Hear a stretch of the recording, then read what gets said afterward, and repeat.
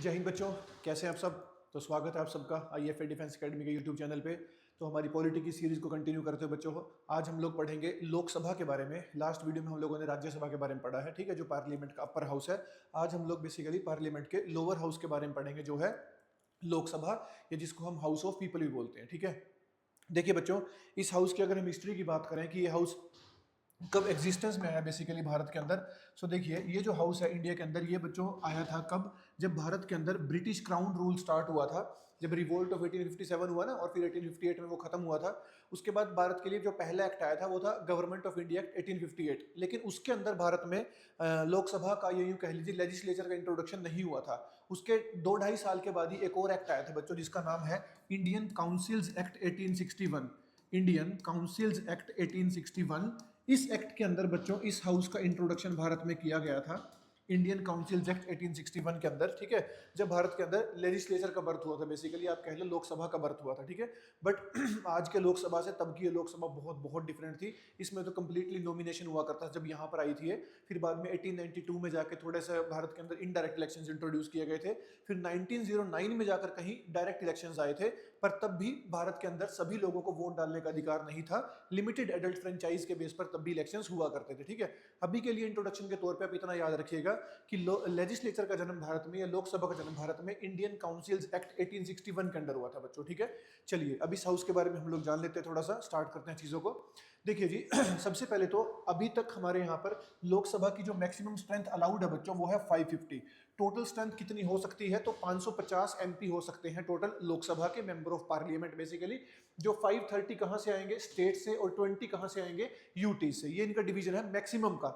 है कितने, present strength है कितनी, तो अभी हमारे पास 543 MP होते हैं लोकसभा के अंदर, जिसमें से 524 आते हैं स्टेट से और 19 आते हैं बच्चों यूटी से। Is it clear? 19 आते हैं यूटी से और 524 आते हैं स्टेट से बच्चों।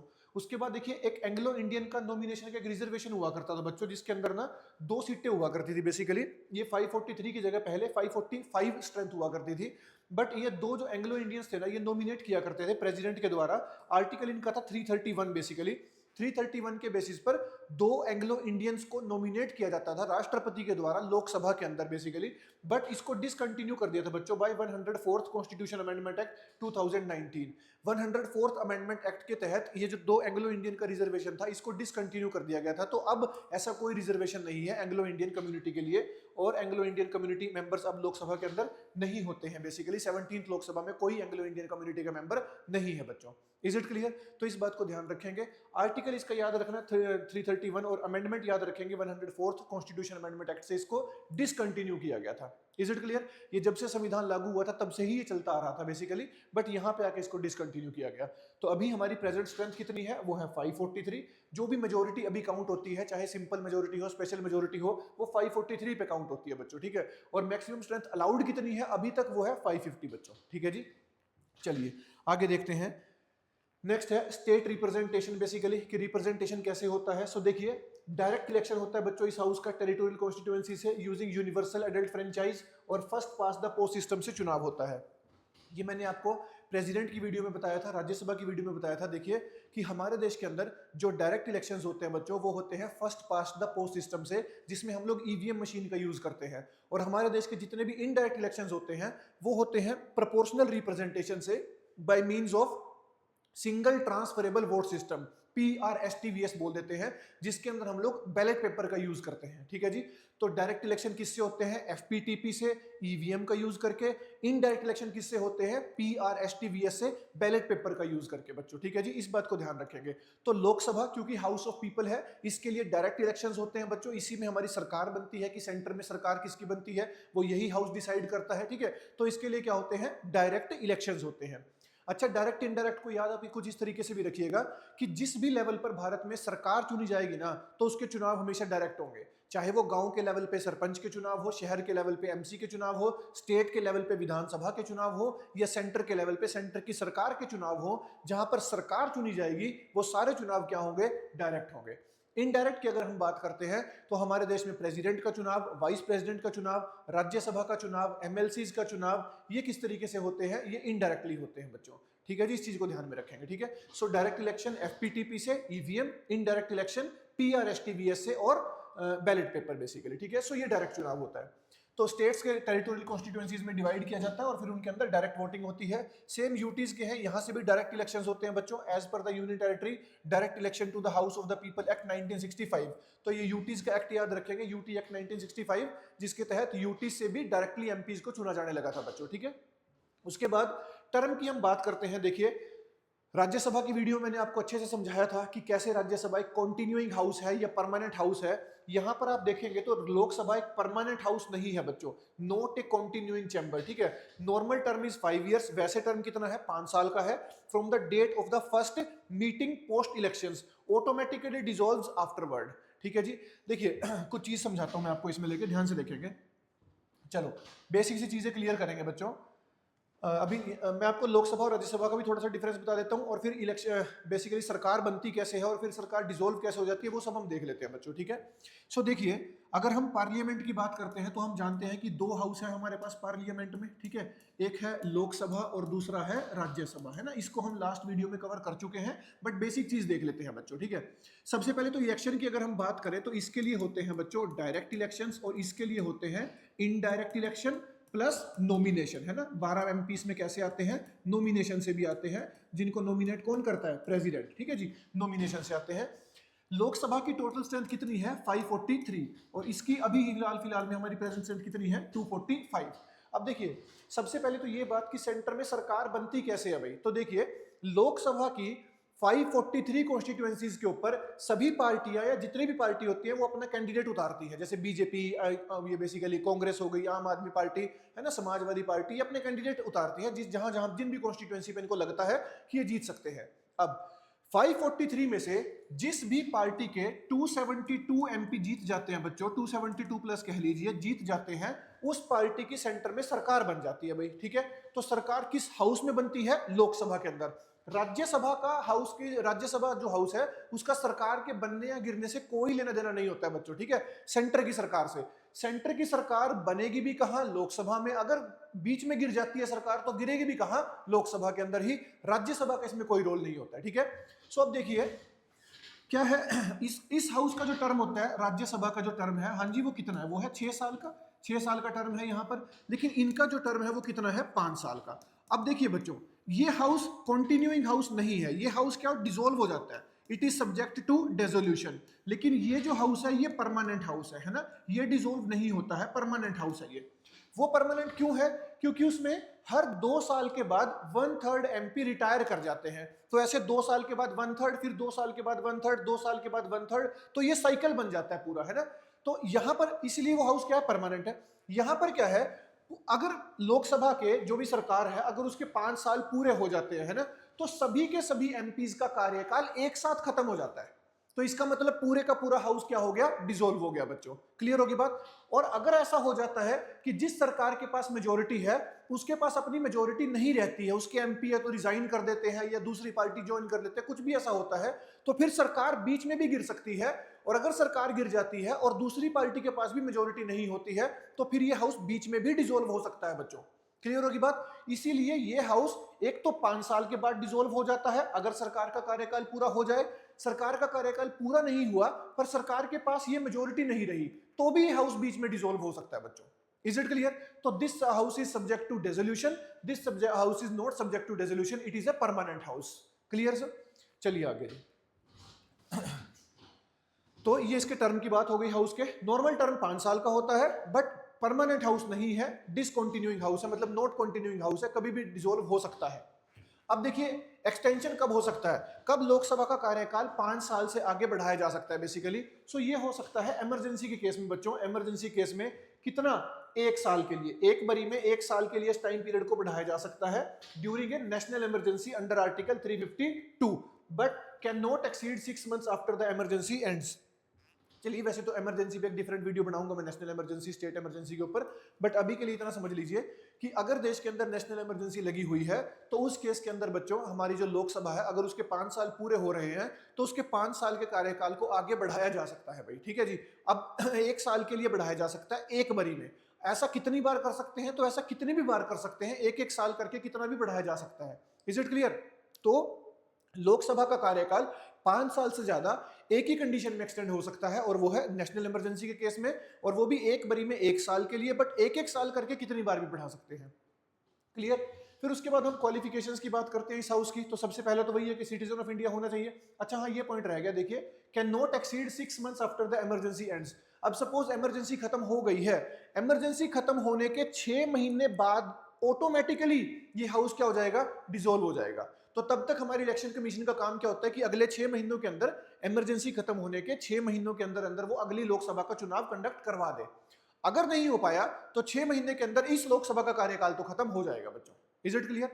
नेक्स्ट देखिए, क्वालिफिकेशंस कॉन्स्टिट्यूशन में क्या क्या दी गई है। एक तो भारत का नागरिक होना चाहिए, दूसरा ओथ और रेफर्मेशन शेड्यूल 3 के अंदर दिया गया है। बेसिकली एज कितनी होनी चाहिए, तो वो है 25 ईयर्स। जो लोकसभा के लिए एज है 25 है, राज्यसभा के लिए बच्चों 30 ईयर्स है। Other qualifications as prescribed by parliament. तो देख लेते हैं पार्लियामेंट ने कोई और बताई है क्या। सो देखिए, रिप्रेजेंटेशन ऑफ पीपल्स एक्ट 1951 के अंदर क्या है, must be registered as an elector for a parliamentary constituency, must be a member of SC/ST community for reserved seats। so ध्यान रखेंगे, एमपी बनने के लिए ये जरूरी नहीं है कि जिस कॉन्स्टिट्यूएंसी से आप चुनाव लड़ रहे हैं आप उसी कॉन्स्टिट्यूएंसी के वोटर भी होने चाहिए। आप देश में किसी भी स्टेट से हो सकते हो, किसी भी कॉन्स्टिट्यूएंसी से हो सकते हो, और किसी भी कॉन्स्टिट्यूएंसी से आप चुनाव लड़ सकते हो। तो हिमाचल का बंदा केरला से, पंजाब का बंदा हरियाणा से, कोई कहीं से भी चुनाव लड़ सकता है, बस देश का वोटर हो, देश का सिटीजन होना चाहिए बंदा बेसिकली। ठीक है जी। और अगर SC/ST कम्युनिटी की सीट पर चुनाव लड़ रहे हैं जो रिजर्व्ड सीट है, तो फिर वो उसी कैटेगरी को बिलोंग करना चाहिए, भाई SC होना चाहिए या ST होना चाहिए। ठीक है। डिस्क्वालिफिकेशंस की अगर हम बात करते हैं तो सबसे पहले तो वही है कि अगर वो कोई ऑफिस ऑफ प्रॉफिट होल्ड करता है, उसको कोई सरकारी बेनिफिट आ रहा है कहीं से, not a citizen of India, वो भारत का नागरिक ही नहीं है। अनसाउंड माइंड जो कौन डिक्लेयर करेगा, कोर्ट। ये मैंने राज्यसभा में बताया था आपको कि उसकी जो दिमागी हालत है बेसिकली वो ठीक नहीं है, बट इस चीज का डिक्लेरेशन कोर्ट होगा, कोर्ट डिसाइड करेगा कि अनसाउंड माइंड का है या नहीं है। अनडिस्चार्ज इंसॉल्वेंट, ये मैंने आपको बताया था कि बंदे की जो असेट्स है वो उसकी कमाई से बहुत ज्यादा है, जिनको वो प्रूव नहीं कर पाया कि उसने कहां से बनाए हैं बेसिकली। ठीक है। और दूसरा है एक्वायर्ड फॉरेन सिटीजनशिप, अगर उसने भारत का नागरिक होते होते वो एमपी बना था, बट जब तक वो एमपी रहा तो उसने फॉरेन की सिटीजनशिप ले ली है। अब क्योंकि भारत सिंगल सिटीजनशिप के कंसेप्ट को फॉलो करता है, तो इसीलिए उसके एमपी की जो बेसिकली वो होगी सीट उसकी, वो उसको रिजाइन करवा दिया जाएगा, उसको डिस्क्वालीफाई कर दिया जाएगा उस सीट से बच्चों। ठीक है, डिस्क्वालीफाई हो जाएगा वो बंदा। नेक्स्ट चलिए, फिर है disqualifications on the basis of RPA 1951। तो फिर से वही, guilty of election offence, ECI के तहत वो किसी इलेक्शन ऑफेंस का गिल्टी पाया जाता है। Fail to lodge election expenses, जो लिमिट होती है बेसिकली एक एमपी की चुनाव का खर्चा करने की, वो उससे बहुत ज्यादा पैसे खर्च करता है और फिर उसको वो भी नहीं कर पाता, जस्टिफाई नहीं कर पाता। और इंटरेस्ट इन गवर्नमेंट कॉन्ट्रैक्ट, कहीं से वो सरकारी बेनिफिट्स ले रहा है बेसिकली कोई कॉन्ट्रैक्ट से या किसी तरीके से, तो भी उसको डिस्क्वालीफाई किया जा सकता है। यहां तक याद रखेंगे कि ये जो डिस्क्वालिफिकेशन है आरपीए के बेस पे, और ये जो डिस्क्वालिफिकेशन है जो कॉन्स्टिट्यूशन के अंदर दी गई है, इन दो केसेस के अंदर आपने एक बात याद रखनी है बच्चों कि इन दोनों केसेस के अंदर डिसाइड कौन करेगा कि ये बंदा डिस्क्वालीफाई हो रहा है, तो election commission of India, ECI decide करेगी कि इसको डिस्क्वालीफाई करना है या नहीं करना है।